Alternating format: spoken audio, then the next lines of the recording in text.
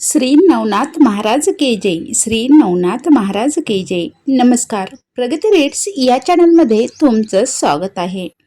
आज आपण श्री नवनाथ भक्तिसार या ग्रंथातील अध्याय 12चा सविस्तर अर्थ ऐकणार आहोत.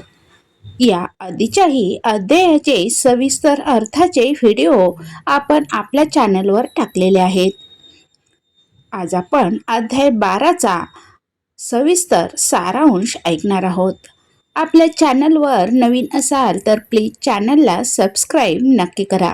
आपल्या चॅनलवर भक्तिविजय, दत्तविजय अशा विविध ग्रंथाचे ओव्यासहित पारायण वाचन तसेच मराठीत अर्थाचे व्हिडिओ टाकलेले आहेत. नक्की पाहून घ्या.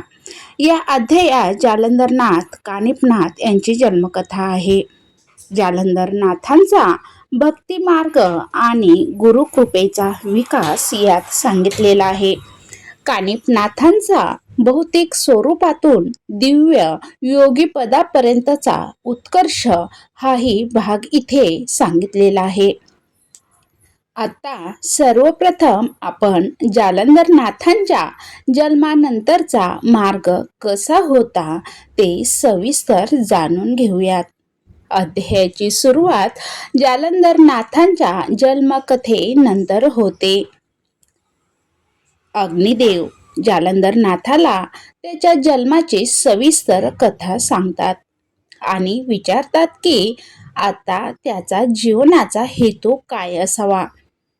जालंधरनाथ म्हणतात की जन्म घेऊन हे शरीर व्यर्थ पडू देऊ नये, तर त्याला त्रिभुवनभर उभा राहणारी कीर्ती आणि चिरंजीवत्व मिळावे असे कार्य व्हावे. म्हणजे लक्षात घ्या, आपल्याला हे जीवन मिळाले ते व्यर्थ जाऊ नये. आपल्या हातून काहीतरी चांगलं कार्य घडेल असं काम करावं, निस्वार्थ राहावं. पुढे पाहूया दत्तात्रेयांची भेट आणि साधना. गुरुतत्वाच्या मार्गावर पुढे जाण्यासाठी अग्निदेव जालंधरनाथाला दैवी गुरु दत्तात्रेय यांच्याकडे नेतात. दोघांची आदरयुक्त भेट होते. दत्तात्रेय महाराज म्हणतात की जालंधराचा अभ्यास आणि प्रशिक्षण 12 वर्ष चालावा असं अग्निदेवाला सांगतात. या काळात त्याला गुरुपदाचे मंत्रज्ञान आणि आत्मपरिष्कार शिकवले जातील. पुढे पाहूया दैवी प्रशिक्षण. जालंधरनाथांना कसं प्रशिक्षण दिलं जातं. भागीरथी स्नान व विद्याभ्यास त्यांचा घेतला जातो. दत्तात्रेयांच्या संगतीत जालंधरनाथ महाराज भागीरथी नदीच्या पवित्र स्नानाने मन, शरीर आणि आत्मा शुद्धीकरण करतात. त्यानंतर ते अनेक तीर्थस्थळांचा भिक्षाटन करतात व आसपास भ्रमण करतात.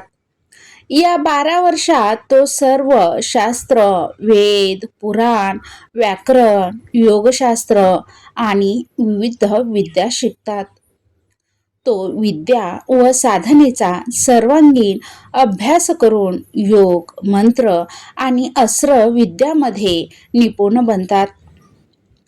पुढे पाहूया देवतांचे वरदान आणि विद्या पूर्णत्व. शिक्षण पूर्ण झाल्यावर दत्तात्रेय व अग्निदेव दोघांनी एकत्र येऊन जालंधरनाथाला दैवतेच्या द्वारे वर दिला. देवते म्हणतात की त्याला सर्व प्रकारच्या विद्यात पारंगत केले गेले आहे आणि त्याने गुरुकृपेचा वारसा पार पाडला आहे. यानंतर जालंधरनाथ बदरिकाश्रम येथे तपश्चर्या करतात आणि कसोटी उत्तीर्ण केल्यानंतर सर्व देव त्यांना प्रमाणित करतात. पुढे पाहूया कानिफनाथ. कानिफा हत्तीच्या कानातून जन्म. यानंतर अध्यायात एक अतिशय अद्भुत वर्णन येते. शिवदेव शिवाय एक हत्ती होता. ज्याच्या कानात वीर्य बिंदू पडल्यामुळे त्याच्या प्रबुद्ध नारायणाचा अवतार होण्याची कथा सांगितली आहे. त्याला जालंधरनाथ त्याचा शिष्य बनवतो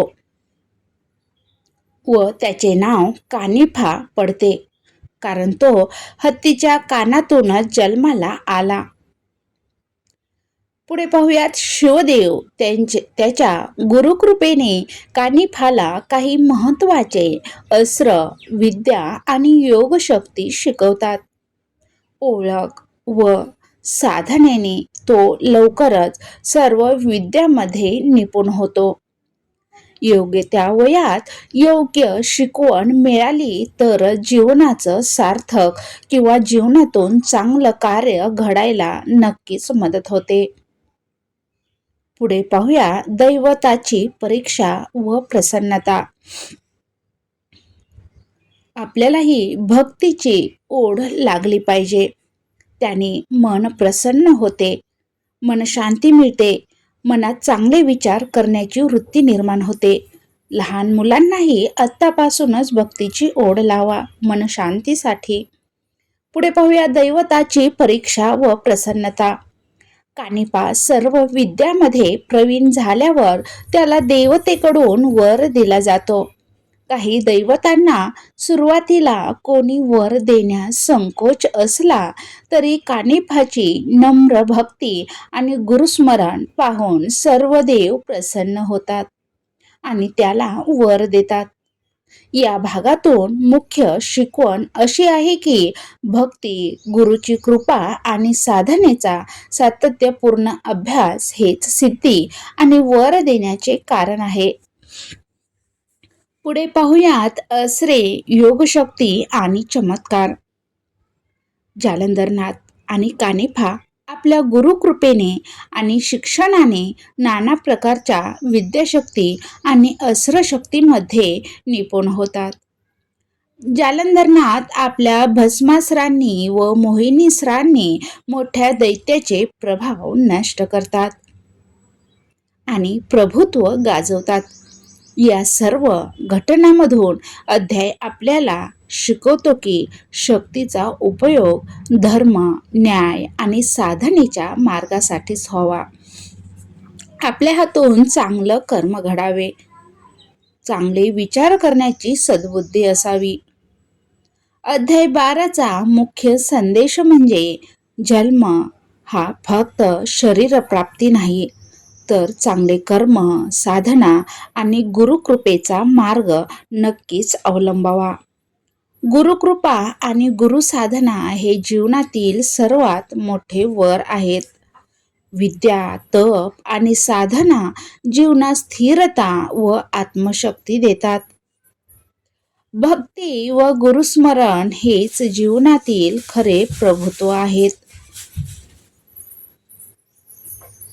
या कथा भक्कम श्रद्धा, धर्म आणि गुरुतत्वाचा मार्ग कट्टरपणे शिकवतात. ही होती श्री नवनाथ भक्तिसार अध्याय 12 मधील अद्भुत कथा. गुरुकृपा आणि श्रद्धेने अशक्यही शक्य होतं.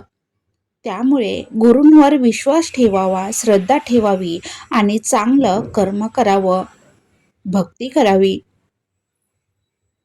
त्यामुळे आपल्या हातून कार्य चांगलं घडतं आणि संकटातही देव नक्कीच आपल्याला अदृश्यपणे चांगली सद्बुद्धी देतात आणि आपल्या हातून चांगलं काम घडतं, मन शांती मिळते. व्हिडिओ आवडला असेल तर प्लीज व्हिडिओला लाईक करा, चॅनलला सबस्क्राईब करा आणि बेल आयकॉन दाबा, म्हणजे असेच भक्तिमय व्हिडिओ तुमच्यापर्यंत पोहोचतील. काही चुकलं असेल क्षमा असावी.